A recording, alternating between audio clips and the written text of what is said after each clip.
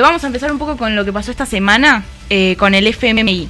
Salió la noticia de que la Argentina había pedido un waiver al Fondo Monetario Internacional, lo que significa que le pidió perdón, que generalmente se pide por un incumplimiento de los acuerdos que se dan con el fondo. ¿Qué se incumplió?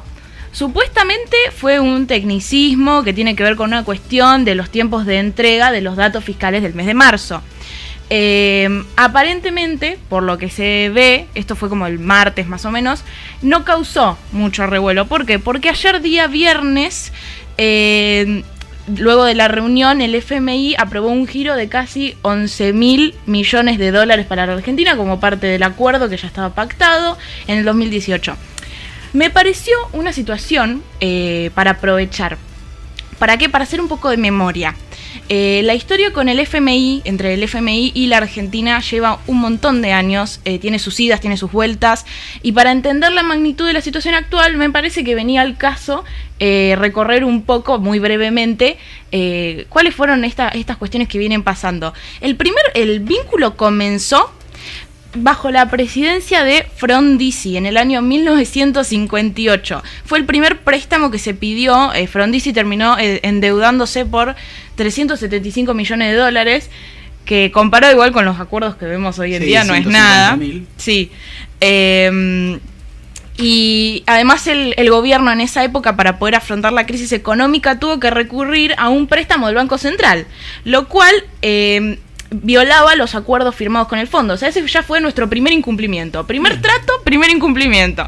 Empezamos así. Después vino Guido, se endeudó en otros 100 millones de dólares. El gobierno de Onganía se endeudó por 250 millones. Isabelita de Perón, Isabelita se endeudó en 360 millones de dólares. O sea, las cifras cada vez van subiendo más. Y siguen, te digo. Se firmó además, durante la presidencia de Isabelita, se firmó el primer acuerdo compensatorio con el fondo. O sea, es el primero en una línea de créditos que servían para pagar la misma deuda que ya se estaba generando. Bien.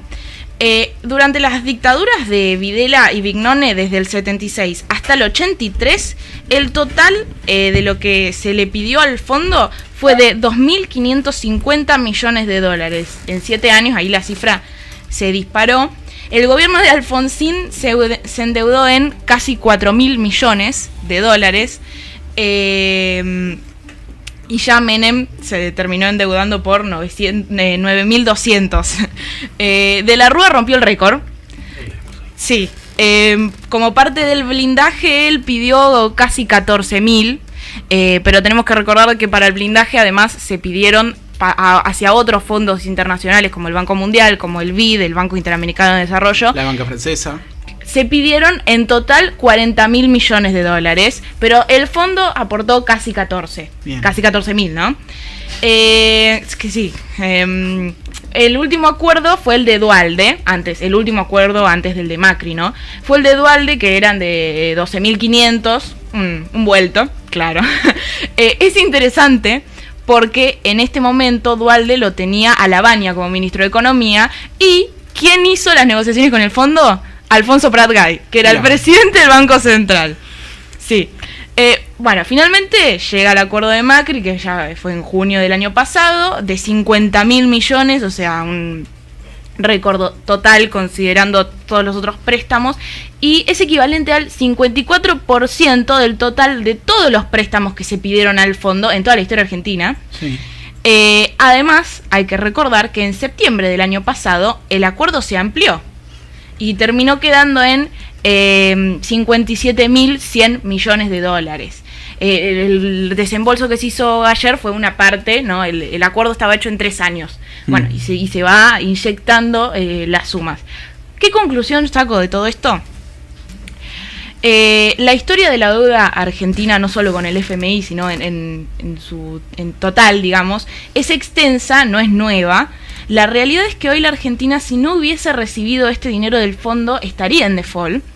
Es importante también tener en cuenta que si la Argentina no hace reformas serias de tipo fiscal, más que nada, vamos camino a un default en los años próximos. Es decir, la Argentina no va a poder afrontar los pagos de las deudas. Esto, en cierta forma, me remite a la entrevista que tuvimos, no sé si se acuerdan, con Marcelo Trovato, hace unas semanas. Él decía que todas las herramientas que el gobierno tenía se habían acabado. Es decir, esta es la última bala. Ya no hay plan B, no hay plan C, ya utilizamos todo el abecedario. Y si esto sale mal, la pregunta es, ¿qué hacemos? ¿Y hacia dónde vamos? ¿Hacia dónde estamos yendo? Esa es la pregunta. Interesante. Yo creo que hay algo que nos estamos olvidando, muy importante, que es que siempre que hemos firmado un contrato o que ha habido crisis en la Argentina, Racing ha salido campeón. Entonces, esto es para preocuparse.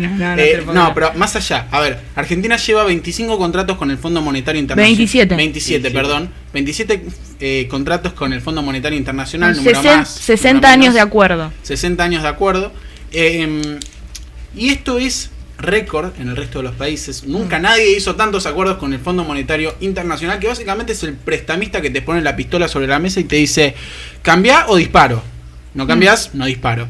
Te da chance, pero ese es el Fondo Monetario.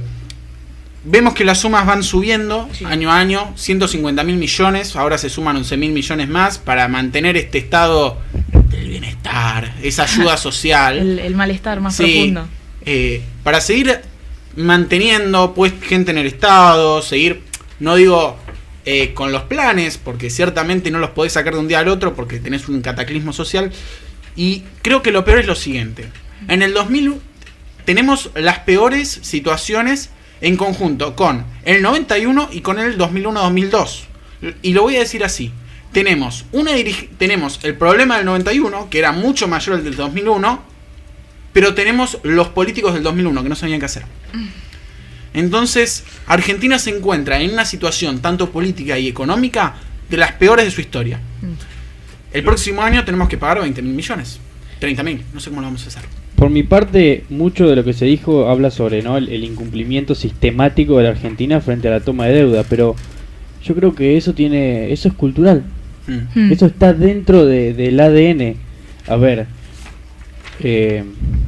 si vos pagás el sushi con la tarjeta de crédito y después no te alcanza, bueno, tenés que aflojarle y dejar de comer sushi, hermano. No es tan difícil. Se aplica a un país y se aplica al hogar de cada individuo, de cada familia.